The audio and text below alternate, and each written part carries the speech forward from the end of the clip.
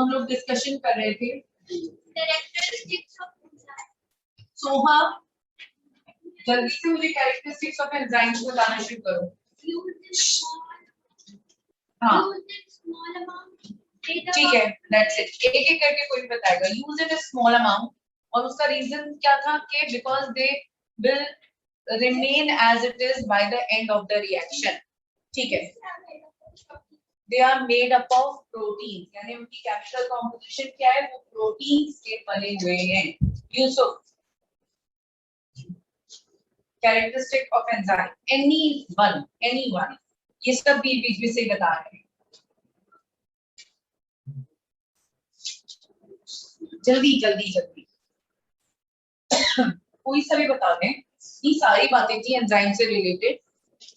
Yes अनाम, they are substrate specific. उसकी example पढ़ी थी। What was the example? Food and example substrate specific में क्या वो प्रोसेस था? Keylog hypothesis substrate specific example थी जो हमने स्टडी की थी कि हर सबस्ट्रेट का एक स्पेसिफिक एंजाइम है, वो उसी के साथ अटैच होगा। जैसे की हर लॉक की एक खास की होती है टू अनलॉक दैट लॉक। सही है, very good. Then Mohammed Abdul Rahman, very good. They are sensitive to temperature and pH. यहाँ से कंटिन्यू करते हैं। Characteristic is they are sensitive to temperature and pH. हमने डिस्कस भी किया था थोड़ा बहुत। Now today we are going to discuss the factors affecting rate of enzymatic reaction. और इसी में हम sensitive to temperature और pH को दोबारा से डिटेल में स्टडी करने जा रहे हैं with the help of the graph. ठीक है, graphical representation. Factors affecting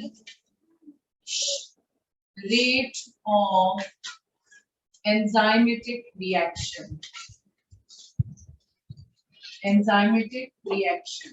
अच्छा भाई, enzymatic reaction का मतलब metabolic reaction। जो भी मेटाबॉलिक रिएक्शन हो रहा है उसमें, मेटाबॉलिक रिएक्शन में जो एंजाइम का रोल है या एंजाइम क्या उस मेटाबॉलिक रिएक्शन में को स्पीडी करने में या स्लो डाउन करने में क्या उनका रोल है। ठीक है, और कुछ फैक्टर्स हैं जो उस एंजाइम के एक्शन को अफेक्ट कर रहे हैं। राइट, अफेक्ट क्या कर रहे होते हैं? समटाइम्स एंजाइमेटिक रिएक्शन जो है वो एक्टिवेट होता है। याद है ये दो टर्मिनोलॉजी मैंने बताई थी, एक्टिवेटर एंड इनहिबिटर बताई थी। अच्छा सही है, अभी आप नोट कीजिए। एंजाइम्स के कुछ फैक्टर्स ऐसे हैं जो एंजाइमेटिक रिएक्शन के एक्टिवेटर्स होते हैं। एक्टिवेटर्स का मतलब ये होता है कि वो रिएक्शन को और ज्यादा एक्टिवेट करते हैं और रिएक्शन जो है वो प्रॉपर्ली स्पीडी जो है वो परफॉर्म हो जाता है। मींस एंजाइमेटिक रिएक्शन को एक्टिवेट करते हैं। अब वो एंजाइम स्लो डाउन करो या स्पीडी करो, इनफैक्ट वो एंजाइम के रिएक्शन को स्मूथली परफॉर्म करवा रहे होते हैं, एंजाइमेटिक एक्शन। और इनहिबिटर्स क्या करते हैं? इनहिबिट करते हैं। इनहिबिट का मतलब होता है स्टॉप कर देते हैं उसको, जो चल रहा होता है, जितनी भी हेल्प एंजाइमेटिक रिएक्शन या एंजाइम किसी भी रिएक्शन में पार्टिसिपेट कर रहा होता है उसको स्टॉप कर देते हैं या क्या कर देते हैं? इनहिबिट कर देते हैं। This is the meaning of inhibitor और इनहिबिट टू स्टॉप। ठीक है, तो फैक्टर्स या तो एज एन एक्टिवेटर काम करेंगे एंजाइमेटिक रिएक्शन का, यानी उस रिएक्शन को स्पीडी करने में, उसको स्पीड अप करने में काम करेंगे, या उसके इनहिबिटर का काम करेंगे, उसको स्टॉप करने का काम करेंगे। वो कैसे करेंगे और वो कौन से फैक्टर्स हैं जो उस पर अफेक्ट करेंगे? फैक्टर्स होते हैं number 1 affect of temperature. Temperature का अफेक्ट किस चीज पर, किसके ऊपर पड़ रहे हैं हम? Enzymatic reactions. ठीक है, एंजाइमेटिक रिएक्शंस के ऊपर टेम्परेचर का क्या अफेक्ट होता है? Affect of temperature. सेकेंड होता है affect of pH. pH means the acidity and alkalinity. ठीक है, कब केमिस्ट्री में आप लोग डिटेल में पीएच पढ़ेंगे, यहाँ पे जिस हद तक के पीएच आपको पढ़ना है वो मैं अभी आपको बताने जा रही हूँ। और थर्ड जो फैक्टर होता है वो होता है affect of concentration of substrate या सबस्ट्रेट कॉन्सेंट्रेशन। सबस्ट्रेट की कॉन्सेंट्रेशन भी अफेक्ट करती है एंजाइमेटिक रिएक्शंस को। यही बातें हमें वन बाय वन डिटेल में पढ़नी है कि किस तरह टेम्परेचर का अफेक्ट होता है एंजाइमेटिक रिएक्शन पे। फर्स्ट स्टार्ट करते हैं अफेक्ट ऑफ टेम्परेचर, ठीक है, इफेक्ट ऑफ टेम्परेचर। अच्छा, अब जब टेम्परेचर की बात आती है, यहाँ पे वो वाला कॉन्सेप्ट आपने रिवाइज करना है। Number 1, enzymes are sensitive to temperature, ठीक है। सेंसिटिव टू टेम्परेचर इसलिए कहा था क्योंकि एंजाइम्स जो हैं वो प्रोटीन्स के बने हुए होते हैं। Enzymes are made up of protein. क्या एग्जांपल मैंने आप लोगों के साथ शेयर की थी प्रोटीन्स की, कि अगर हीट करने से वो अपना स्ट्रक्चर चेंज करते हैं एग व्हाइट की। एग व्हाइट एक जेली की तरह होता है। रॉ एग में जो एग व्हाइट होता है वो एक जेली है, ट्रांसपेरेंट, ठीक है। जब एग बॉइल्ड होता है तो उस एग व्हाइट की शक्ल कैसी हो जाती है, व्हाइट सॉलिड हो जाती है। या और उसको फ्राई करें, और क्लियर एग्जांपल है, तो उसको आप तोड़ेंगे, गरम गरम तेल में डालते हैं तो टेम्परेचर हाई हो गया ना उसका, एग व्हाइट का टेम्परेचर हाई हो गया। Egg white is basically the protein of the egg. तो वो टेम्परेचर हाई होने से वो बिल्कुल अपने न्यू शेप या न्यू नेचर में आ जाती है। वो जेली लाइक नेचर जो है वो व्हाइट सॉलिड में चेंज हो जाता है। तो this is basically happening with all the proteins कि वो एट हाई टेम्परेचर डीनेचर हो जाती है, डीनेचरेशन, ठीक है। This is known as denature और डीनेचरेशन। अब यहाँ क्या होने वाला है, यहाँ ये होता है कि we explain it with the help of a graph। हम इसको एक ग्राफ से एक्सप्लेन करते हैं कि क्या इफेक्ट है एंजाइमेटिक रिएक्शन का। ग्राफ जब बनाते हैं, आप मैथमेटिक्स में ग्राफ बनाते हैं, yes। ठीक है, मुझे नहीं पता आप लोग किस चीज का ग्राफ बनाते हैं। फिजिक्स में ग्राफ पढ़ते हैं कि आप नहीं पढ़ा, चलो पढ़ लोगे कभी जिंदगी में। फिजिक्स में भी बहुत सारे ग्राफ आएंगे लाइफ में, मैथमेटिक्स में भी आते हैं, ठीक है। अच्छा भाई, नहीं पढ़ा है। अच्छा सुने, तो बात सुने, छोड़ दें, कोई बात नहीं, मैं पढ़ा रही हूँ ग्राफ। तो जब भी आप ग्राफ ड्रॉ करते हैं तो दो एक्सेस होते हैं, एक होता है एक्स एक्सेस और एक होता है वाई एक्सेस।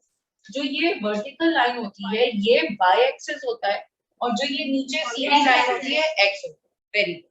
अच्छा, अब क्या चीज एक्स एक्सेस पे रखते हैं, क्या वाई पे रखते हैं। फॉर एग्जाम्पल मैंने आपको रीडिंग दे दी, दो चीजें दी मैंने, एक दिया मैंने रेट ऑफ रिएक्शन और दूसरी चीज दी है मैंने टेम्परेचर, ठीक है। अब आप लोगों के लिए ये बात बहुत मुश्किल है, आपने या तो ग्राफ पढ़े हैं तो आपको पता है कि क्या एक्स पे बनाना है क्या वाई पे बनाना है। मैथ्स के ग्राफ ऐसे होते हैं, एक्स और वाई की वैल्यू निकाली जाती है और सीधा सीधा रख दिया जाता है। जबकि फिजिक्स, केमिस्ट्री या बायोलॉजी में आपको जब ग्राफ बनाना बताया जाता है या ग्राफ आपको कह दिया जाता है ये रीडिंग है, चलो भाई ग्राफ बनाओ। रीडिंग क्या है, पहले मैं रीडिंग दे देती हूँ ताकि आपको ये बात पता चले। आपको बनाने को आएगा नहीं है ग्राफ, ये मैं सिर्फ इसलिए बता रही हूँ कि आप लोगों को थोड़ी सी एक्स्ट्रा नॉलेज भी कुछ चीजों की होनी चाहिए। लगी लिखती वो एक लकीर या फकीर समझे कि जो ग्राफ हमें दे दिया गया हम उसी को रट लेंगे, हमें पता ही नहीं उसमें बताया, ठीक है। तो आपको थोड़ी सी एक्स्ट्रा नॉलेज भी होनी चाहिए। कल को आप किसी को पढ़ा रहे हो या आप किसी को बता रहे हो तो आपको पता हो कि क्या आपने एक्स पे रखा है क्या वाई पे। या कोई बच्चा ही आपसे पूछे कि आपने एक्स पे क्यों रखा, वाई पे क्यों नहीं रख दिया, नहीं पता।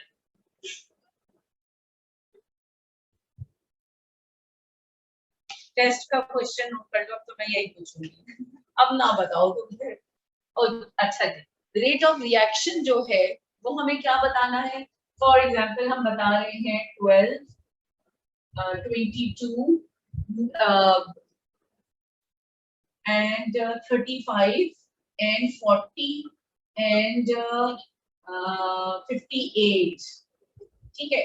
ये 5 रीडिंग्स आई हैं और टाइम क्या है, टाइम है 0 minute, 5 minute, temperature sorry 0 degree, 5 degree, 10 degree, 15 degree and 20 degree, 25 degree, 30 degree, 35 degree, and 40 degree 45, ठीक है। ये आपने टेम्परेचर जो है वो ये है।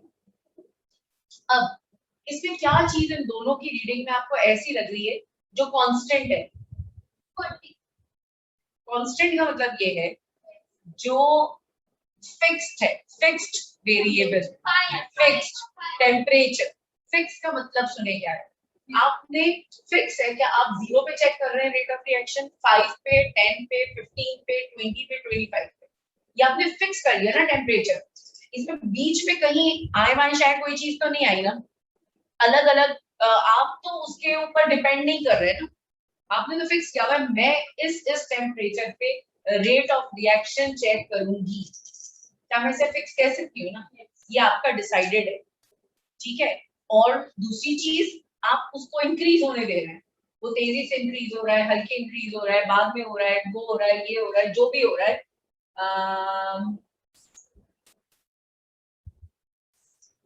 ठीक है, ये हो रहा है। फॉर एग्जाम्पल ये रीडिंग है, आपको बनाने को नहीं आ रहा, आपको मैं बता रही हूँ कि आपको पता हो कि एक्स एक्सिस पे क्या आता है और वाई पे क्या आता है। ओहो, एक सेकेंड आप रुकिएगा, मैं जरा इस लैपटॉप की बैटरी जा रही है, इसको मैं चार्जिंग में।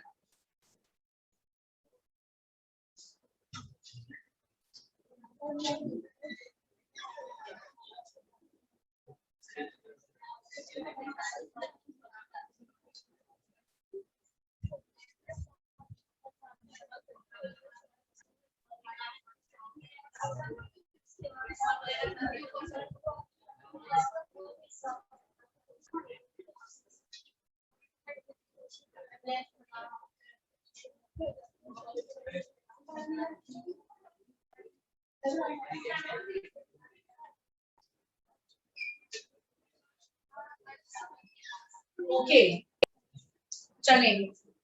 अब देख लें, एक्स एक्सिस पे हमेशा वो फिगर आती है या वो वेरिएबल आता है जो कांस्टेंट वेरिएबल है। कांस्टेंट वेरिएबल क्या है, जो अपनी मर्जी से नहीं बढ़ रहा है, फिक्स है। आपने टेम्परेचर के लिए फिक्स कर लिया कि आप हर 5 डिग्री के बाद टेम्परेचर नोट कर रहे हैं या उस टेम्परेचर पे आप रेट ऑफ रिएक्शन नोट कर रहे हैं, ठीक है, तो ये आपका फिक्स हो।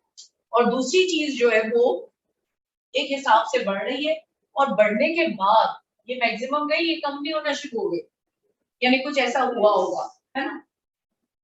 तो ये ग्राफ बनने वाला है। ग्राफ में यहाँ पे आप लेते हैं temperature in degree centigrade, agree, यही बताया ना मैंने, constant variable on X axis and rate of reaction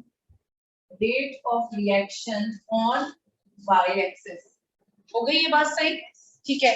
अच्छा, अब यहाँ पे 0, 5, 10, 15, 20, 25, 30, 35, 40, 45, 50, 55 टेम्परेचर चेंज, राइट, हमारे हिसाब से, ठीक है। And according to this temperature जो हमारा कर्व बनता है, अब बेशक हम रीडिंग देख के नहीं बना रहे क्योंकि हमें कर्व बनाने को नहीं कहा गया है, लेकिन जो हमारा नॉर्मली कर्व आता है एंजाइमेटिक रिएक्शन का टेम्परेचर के हिसाब से वो ऐसा होता है।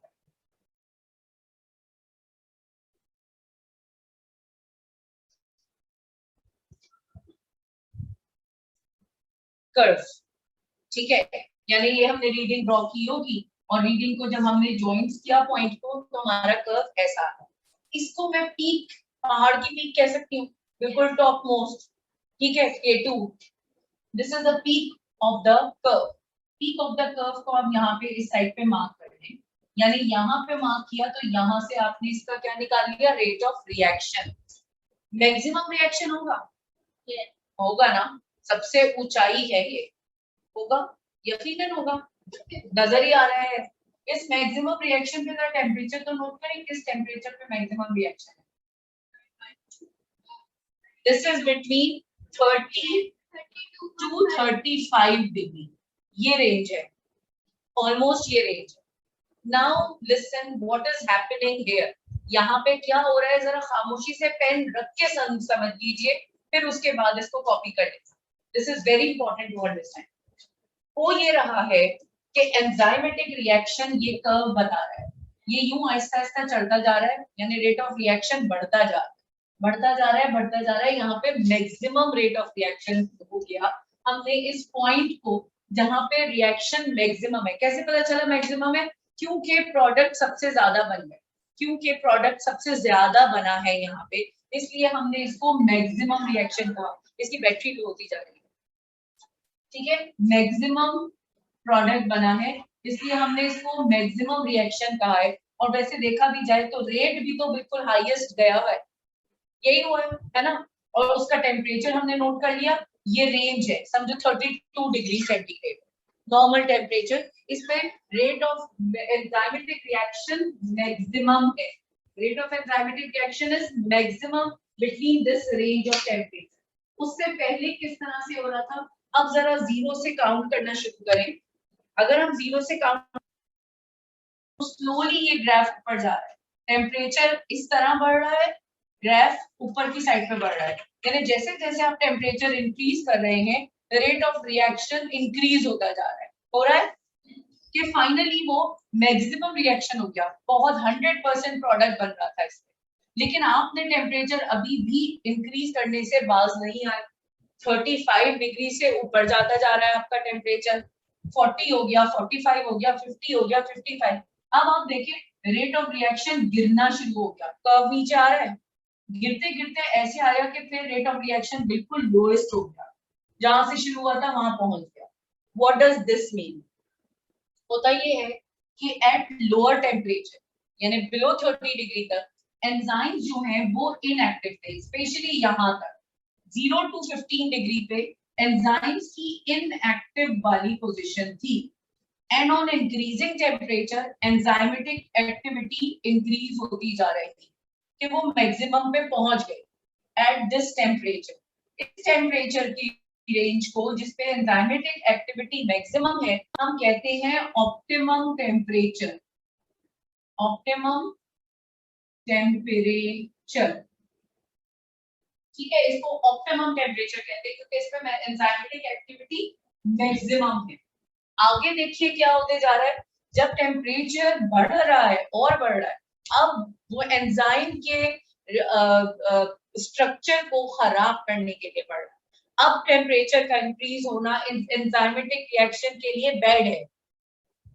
इनफैक्ट और ऊपर जाने के बजाय कर्व नीचे आने का मतलब ये है कि दिस इज द पार्ट, ये यहाँ पे पूरा नीचे आने वाला कर्व ये कह रहा है कि एंजाइम्स जो हैं, एंजाइम्स डीनेचर, यानी कि यहाँ पे होने वाली है या हो गई है डीनेचरेशन, क्योंकि टेम्परेचर इस वाले कर्व की साइड 40, 45, 50 डीनेचरेशन, जब एंजाइम ही डीनेचर हो गया तो फिर रेट ऑफ रिएक्शन बढ़ेगा या घटेगा?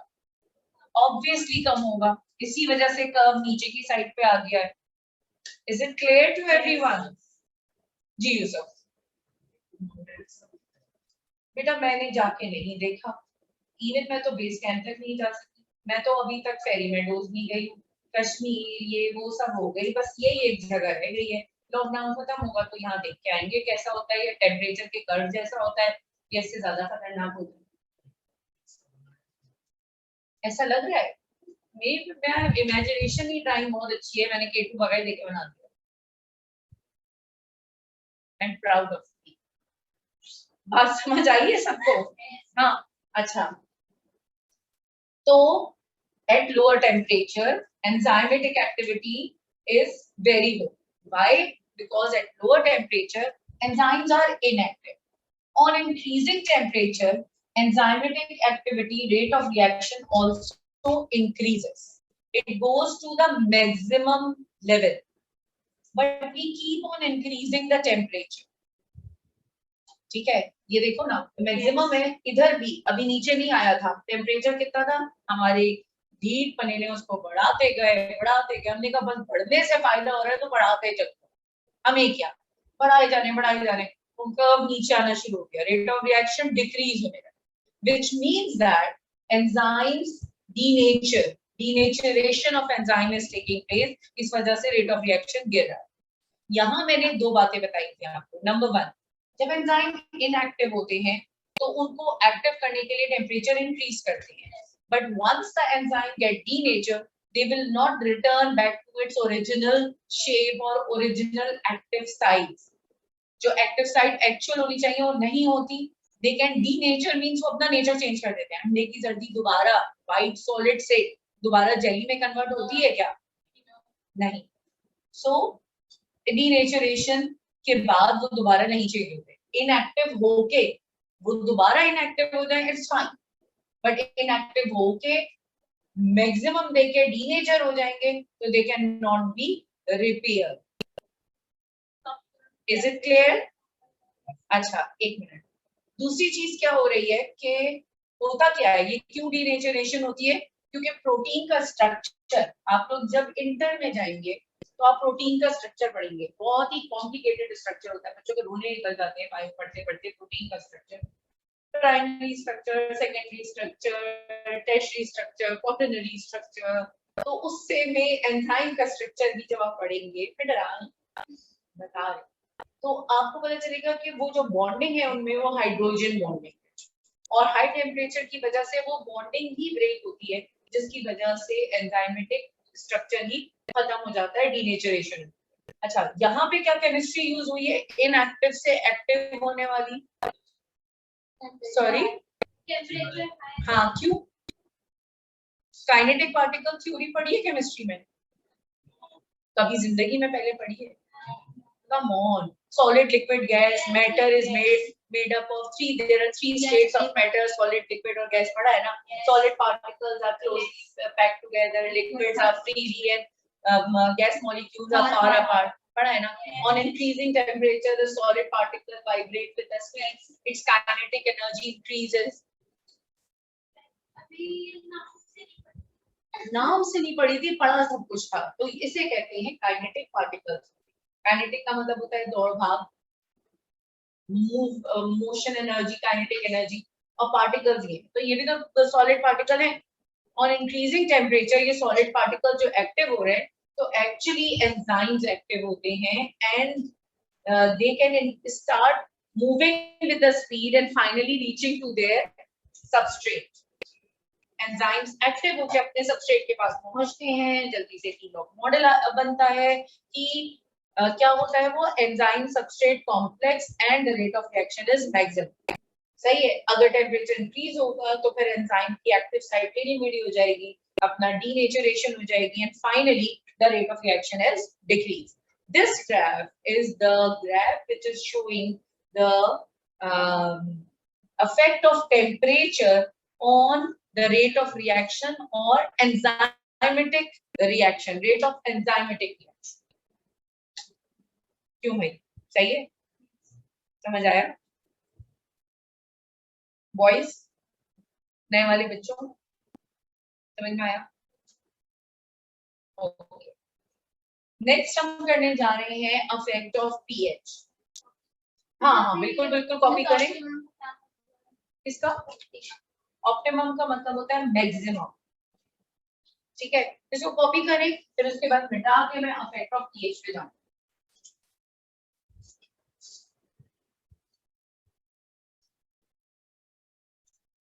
ये चीज बेकार है, कॉपी नहीं करनी है, वो मैं ऑलरेडी मिटा रही हूँ, इसकी कोई जरूरत नहीं है, बस यही कॉपी. बहुत अच्छा है, कोई बात. सारी एनर्जी में बेकार बातों को कॉपी करने में लगाई और काम करते हैं copy.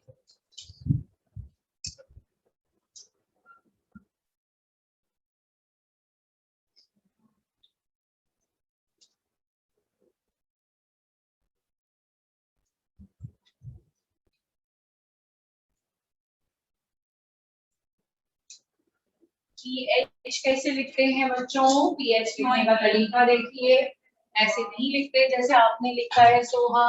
Small P capital H is pH.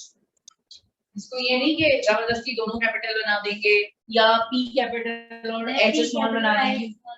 हाँ, ये नहीं होना चाहिए, क्योंकि ये पीएच सिंबल है एसिडिटी और अल्कलिनिटी का, जो आप लोग पढ़ेंगे. एसिड एंड अल्कलीज का चैप्टर है ना, एसिड एंड बेसिस का है 9th में 10th में. एसिड एंड बेसिस बायो में नहीं है बेटा, केमिस्ट्री बुक भी नहीं आई है। आई है? ये उठाओ चलो, सब केमिस्ट्री के पीछे पड़ते हैं।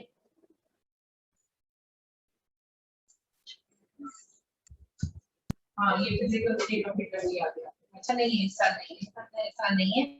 नेक्स्ट ईयर में 10th में है, 10th में एसिड एंड बेसिस।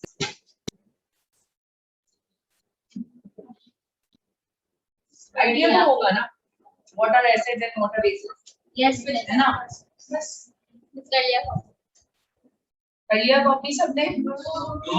यस।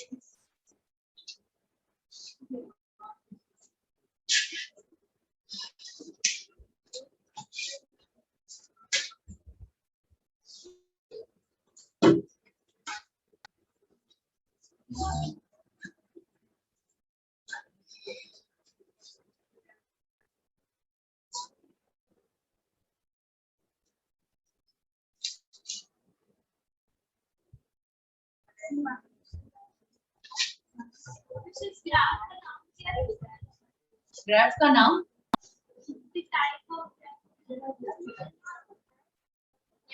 हाँ लाइन ग्राफ है ना, जिसमें कर्व बना हुआ है, ठीक है। लाइन ग्राफ में एक्चुअली अलग अलग रीडिंग्स डॉट की फॉर्म में डाली जाती हैं, आपको उसे ज्वाइन कर दिया जाता है। अब वो लाइन स्ट्रेट लाइन भी हो सकती है, एक कर्व लाइन भी हो सकती है। This is line. फिर एक ग्राफ होता है बार ग्राफ, एक ग्राफ होता है पाई चार्ट। ओके सबने कॉपी कर लिया है? बताइए बताइए।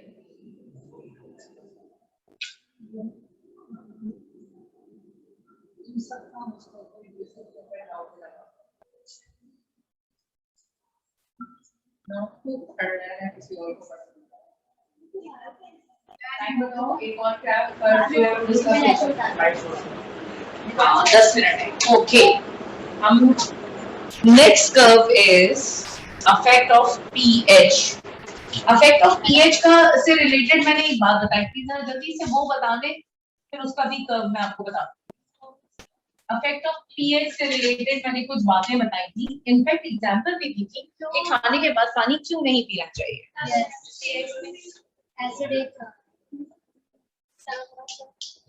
यस अब्दुल रहमान, बिल्कुल है ना। और स्टमक में एसिड प्रोड्यूस होता है, स्टमक में जो एंजाइम्स हैं वो digestion in the presence of acid ही करते हैं।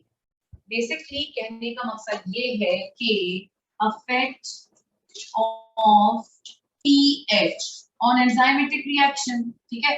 पीएच का क्या इफेक्ट है? तो यहाँ पे कोई ऐसा नहीं है कि जैसे टेम्परेचर में हमने देखा कि 30 to 35 के रेंज के टेम्परेचर पे मैक्सिमम रिएक्शन था, जिसको हमने ऑप्टिमम टेम्परेचर कहते हैं। यहाँ पे थोड़ा डिफरेंट है, वेराइटी ऑफ एंजाइम्स हैं। उस दिन हमने एक लिस्ट डाली हुई थी डाइजेस्टिव एंजाइम्स की, lipase, sucrase, maltase, protease, remember lipase on lipids, protease on protein, then sucrase on sucrose, maltase on maltose, amylase जो है वो भी स्टार्च पे या माउथ के में से जो डाइजेशन स्टार्ट होती है वो अमाइलेज से स्टार्ट होती है, जो स्टार्च को जो है वो माल्टोज में कन्वर्ट करती है। अब होता ये है कि अलग अलग एंजाइम किसी अलग सूटेबल पीएच पे डिपेंड कर रहे हैं, उसमें फिक्स नहीं है कि सारे एंजाइम का मैक्सिमम रिएक्शन जो है वो 6 पे हो रहा है या 7 पे हो रहा है। कुछ का मैक्सिमम रिएक्शन 4 पे होता है, कुछ का मैक्सिमम रिएक्शन 7 पे होता है और कुछ का मैक्सिमम रिएक्शन 8 to 8.5 पे होता है। इट डिपेंड्स, ठीक है। तो यहाँ पे वो पीएच सेंसिटिव है, but every enzyme is specific to its pH. और वो कैसे होता है, अब नेक्स्ट टॉपिक जो हम फूड एंड न्यूट्रिशन पढ़ेंगे इसके बाद, तो फूड एंड न्यूट्रिशन में डाइजेशन के प्रोसेस में आपको पूरा डाइजेशन इन ह्यूमन जब पढ़ते हैं और उसमें जो रिएक्शन और मेटाबॉलिक रिएक्शन या एसिमिलेशन पढ़ रहे होते, सॉरी डाइजेशन पढ़ रहे होते, उस वक्त आपको पता चलता है कि डिफरेंट ऑर्गन्स एलिमेंट्री के कैनाल के डिफरेंट पीएच पे वर्क कर रहे हैं। माउथ में न्यूट्रल पीएच होती है, सही है, और माउथ में से जो है वो डाइजेशन स्टार्ट हो जाती है। तो अमाइलेज एक एंजाइम है जो स्टार्च पैक करते हैं उसे सिंपल फॉर्म में कन्वर्ट कर रहे होते हैं और वो माउथ में डाइजेशन होती है, यानी कि न्यूट्रल पीएच पे, यानी अमाइलेज का जो ऑप्टिमम पीएच होगा वो क्या होगा 7 न्यूट्रल पीएच। ठीक है, फिर जो स्टमक में एंजाइम्स होते हैं वो एसिडिक पीएच पे अपना मैक्सिमम रिएक्शन देते हैं। एसिडिक कौन सा एसिड है? हाइड्रोक्लोरिक एसिड 3 to 4 की रेंज पे जो है वो अपना मैक्सिमम रिएक्शन दे रहे हैं। फिर लाइपेज जो है वो अल्कलाइन पीएच पे यानी कि बेसिक पीएच पे अपना ऑप्टिमम रिजल्ट दे रहे होते हैं, यानी 8 से अबव पर। ठीक है, तो हर एंजाइम की अपनी अपनी एक सूटेबल पीएच है जिस पे वो मैक्सिमम रिएक्शन दे रहे हैं। अब जो 4 पे बेस्ट रिएक्शन देता है वो अगर 4 से इंक्रीज होने लगेगी पीएच, यानी एसिड से अल्कली की तरफ जाने लगेगी या न्यूट्रल होने लगेगी, तो फौरन उनका डिक्लिनेशन हो जाएगा, यानी वो कर्व वैसे ही नीचे आएगा जैसे टेम्परेचर में आया था, to show the denaturation of that particular enzyme. जैसे काम एसिडिक पीएच पे करना था, न्यूट्रल पे वो डीनेचर हो गया। अब मैं ग्राफ के थ्रू वो शो कर रही हूँ, वैसे ही कर्व वैसे ही आएंगे, लेकिन हर एंजाइम का अलग अलग अपना कर्व होगा depending on it's suitable pH और ऑप्टिमम पीएच। ठीक है, ओके ग्राफ। अगेन इसमें पीएच जो है वो मैं कहाँ बनाना चाहूंगी? एक्स एक्सेस पे फिक्स वेरिएबल है, मुझे पता है कि पीएच स्केल, एक पीएच जो है वो पीएच स्केल पे चेक की जाती है, जिसका मिडिल जो है वो 7 है, जिसे हम कहते हैं न्यूट्रल पीएच।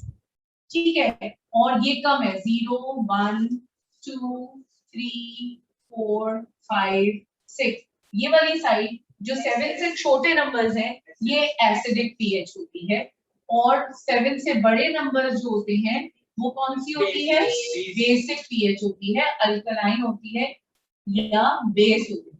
ठीक है, अच्छा भाई, तो 7 is known as the neutral pH। मैं बिल्कुल pH इसके नीचे बना देती हूँ, बस सीधा सीधा 0 1 2 3 4 5 6 7 8 9 10 11 12 13 14। ठीक है, 1 2 3 4 5 6 7 8 9 10 11 12 13 14। यहाँ पे रेट ऑफ एंजाइमेटिक रिएक्शन आ गया। पहले हम देखने जा रहे हैं प्रोटीएज का rate of enzymatic reaction. Protease का कर्व यहाँ पे ऐसे आना चाहिए,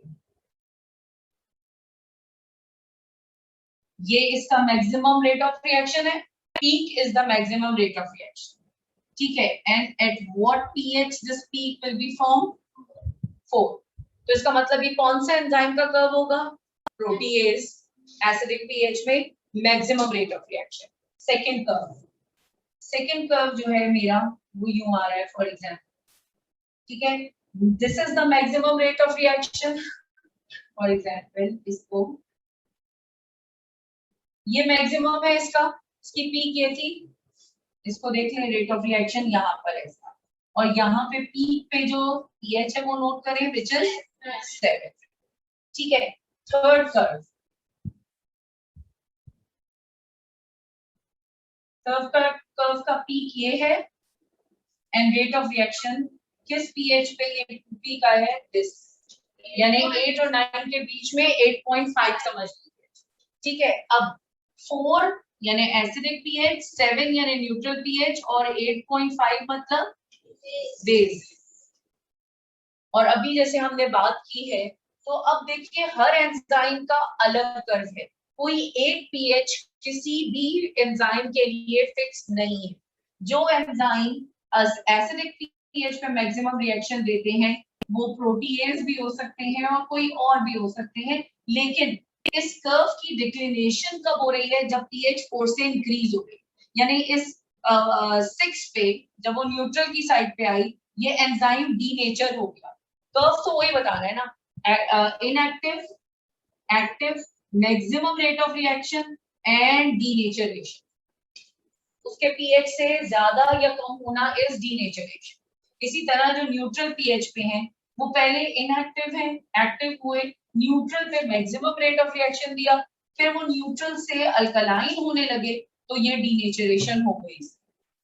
ठीक है, तो this is basically the curve of pH कि अगर सूटेबल पीएच होगी तो मैक्सिमम रिएक्शन होगा, और पीएच ज्यादा होने का मतलब ये है डीनेचरेशन। Is it clear? ठीक है, this is the effect of pH on enzymatic reaction. Copy कर ले, फिर हम दूसरे पे जा रहे हैं, इफेक्ट ऑफ सबस्ट्रेट कॉन्सेंट्रेशन या कॉन्सेंट्रेशन ऑफ सबस्ट्रेट।